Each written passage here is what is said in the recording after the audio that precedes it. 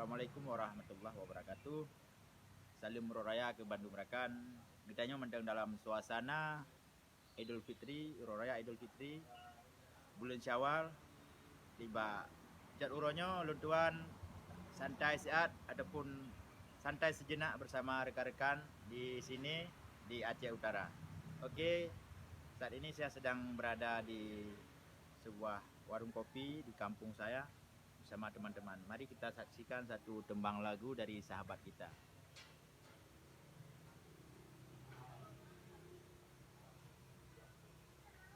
Dalam keheningan malam, ku dendangkan nafsuku sebagai pelepas rindu padamu.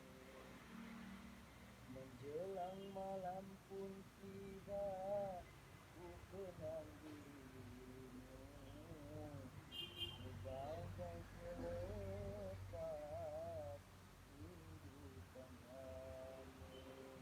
Hati terasa merintih dalam kerinduan, kerinduan.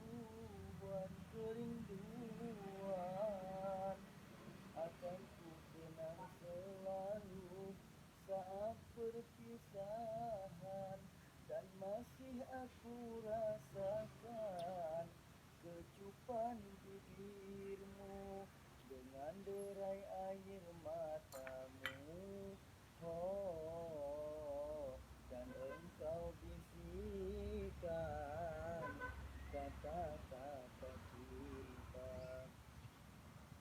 Hanya harapan hatiku semoga bersabar dan tak putus asa dalam kematian.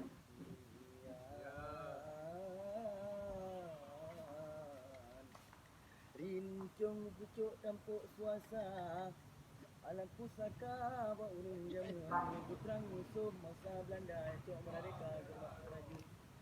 Rakyat di Aceh cukup merana lagi umpama padi kenakun mau tuneng padi ujian ketika di raya di Bamiatun.